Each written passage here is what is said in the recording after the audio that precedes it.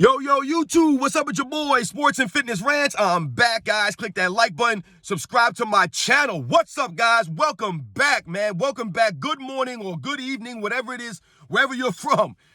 And it's Saturday, guys. It's the weekend, man. We made it, guys. I hope you guys are having a great Saturday. I hope your day is starting off good, man. I hope you have a good weekend.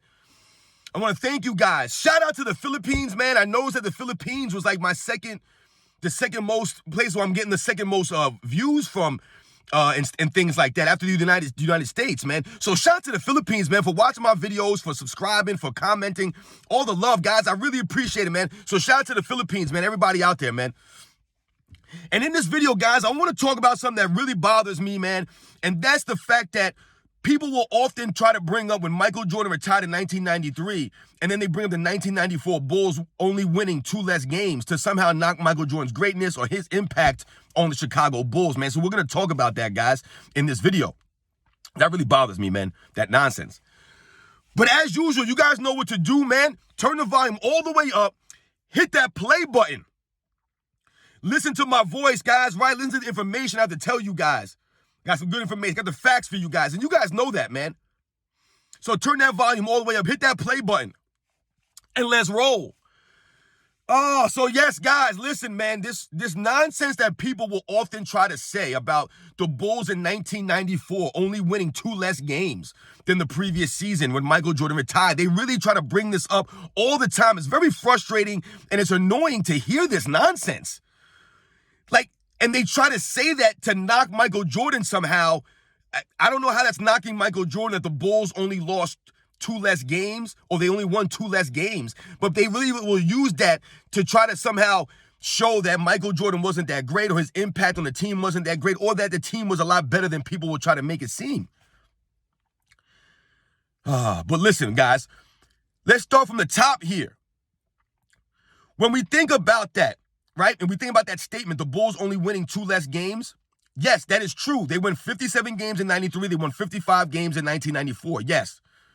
However, if you dig deep into it and you really think about the grand scheme of everything, right? You focus on the entire, they said the entire thing, right? You think about it as a whole, the Chicago Bulls franchise. We have to understand something.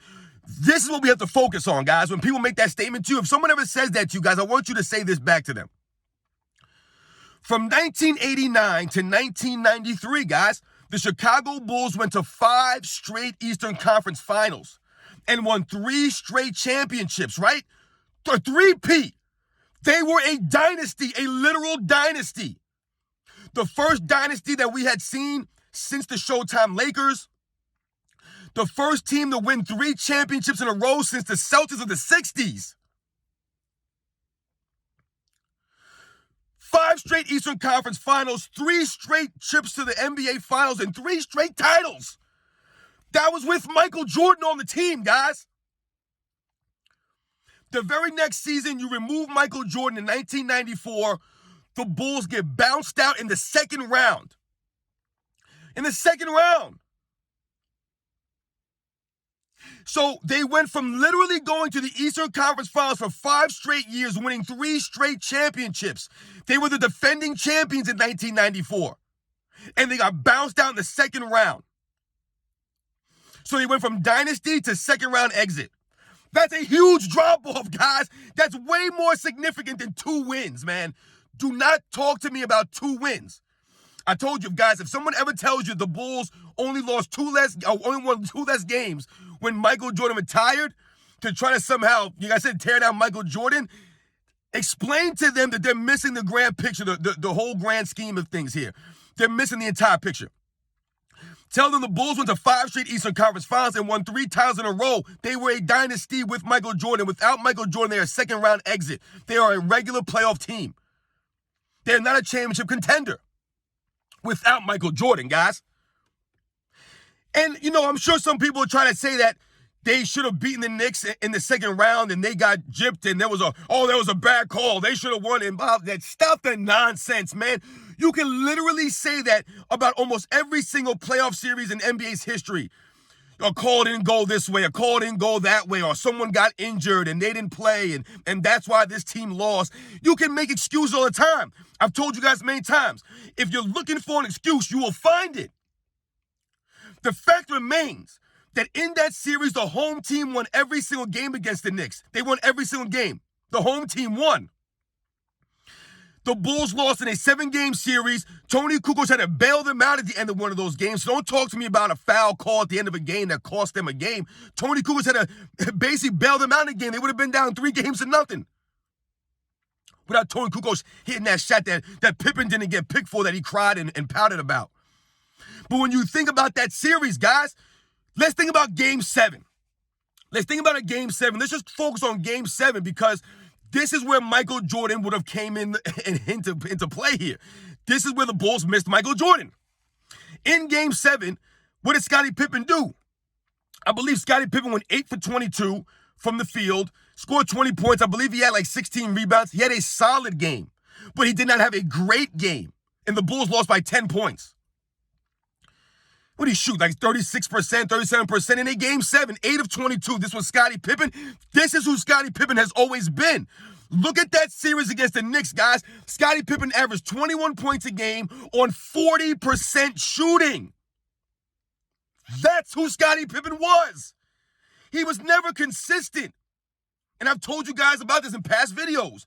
And there are still people who still try to make it seem as if Scottie Pippen was this great player. He was the driving force behind the Chicago Bulls. Scottie Pippen was great, but he was not great on the offensive end. He was not great on the offensive end. He was an average, mediocre player on the offensive end. He just was. He was a very good playmaker, but he could not shoot to save the ball. He could not dribble, and he wasn't good in crunch time. He was not a clutch time performer, Scottie. He wasn't a closer. And in Game 7, he proved that. His team lost by 10 points. He went 8 of 22 from the field. He shot like 38% in a Game 7 and scored 20 points, man. That's not doing enough, Scottie. It's not. See, this is the problem we have to talk about, we have to think about. Michael Jordan shielded Scottie Pippen and from the other guys from being exposed.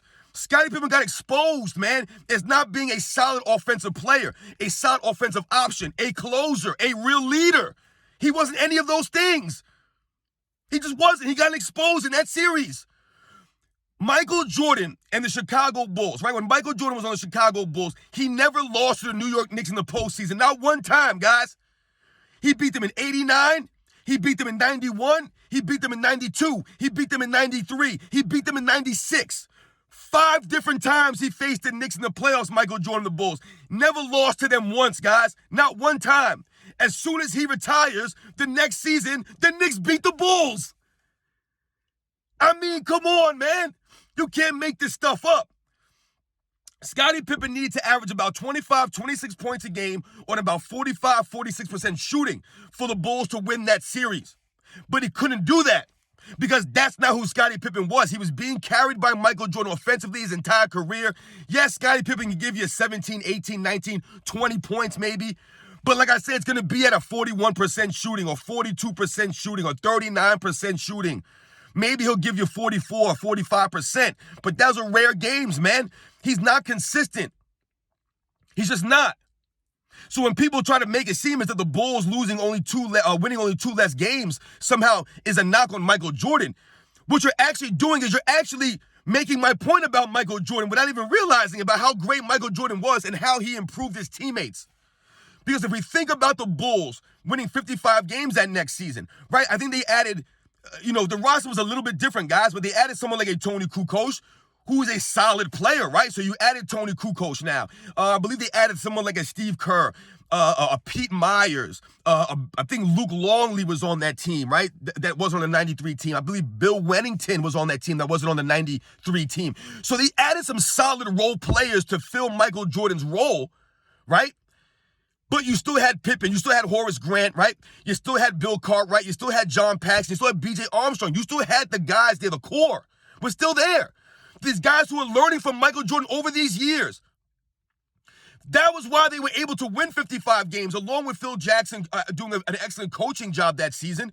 They were able to win that many games because of all the lessons and all the years of practicing with Michael Jordan, developing with Michael Jordan under his leadership. Excuse me, guys. That's why when I talk about in past videos, Michael Jordan pushing these guys in practice and what that meant to their mental game, their confidence, their overall development, it showed itself in 94 when Jordan left. these guys were still able to maintain that integrity of the team, the continuity of the triangle to a certain level. It wasn't at the level of with Michael Jordan there. If you look at their offensive rating, it went down a lot when Michael Jordan left that season. Their defense still remained strong though, right? You still had Horace Grant. You still had Scottie Pippen. Like I told you, you brought in a Pete Myers. You brought in a Luke Longley. You still had a B.J. Armstrong there. So you had some solid defensive players. Like I said, the system was in place. And all those years, like I said, of these guys practicing with Michael Jordan, it rubbed off and it showed itself in 94, guys. It really does. It really did. So when people try to say that the Bulls only won 2 less games, are actually complimenting Michael Jordan's greatness without realizing it. That's why they were able to maintain that level. Because of Michael Jordan. Their practice routines, all that stuff, guys, that rubbed off on them. So, yeah, guys, when we think about that, like I said, the Bulls winning 55 games. That's why right there, guys. I've explained to you guys right there. Not only did they win 2 less games, they went from a dynasty to a playoff team, to a second-round exit. A second-round exit, guys. And you know what's also funny about that season, 94? I've heard people say that, oh, well, look at B.J. Armstrong and Horace Grant. They made an all-star team without Michael Jordan there. And yes, that is true. They did make an all-star team. But does that say more about Scottie Pippen not being able to lead a team with 2 other all-stars on it? You guys keep trying to make it seem as if Scottie Pippen was this great player, that he was somehow close to Michael Jordan's level, or that he's somehow a top 20 all-time player or something like that. But if that was the case, then how come Scottie Pippen couldn't take a team of 2 other all-stars on it past the New York Knicks in the second round? He couldn't even bring them to the Eastern Conference Finals? Michael Jordan won a 3-peat with only 1 other all-star teammate. 1. Michael Jordan won 6 championships with 1 all-star teammate. 1. But Scottie Pippen, in his first year as the leader, had 2 all-star teammates, B.J. Armstrong and Horace Grant. And he got knocked out in the second round. If Michael Jordan ever had 2 all-star teammates, he was going to win the championship easily because he did it with 1 all-star teammate. Imagine him having 2 all-star teammates. Now, listen, guys, when we think about Horace Grant and B.J. Armstrong making the all-star team in 1994, we have to understand that when you look at their numbers, B.J. Armstrong made the all-star team averaging 13 points a game and 3 assists? Or 14 points a game and 3 assists. He wasn't putting up these crazy numbers.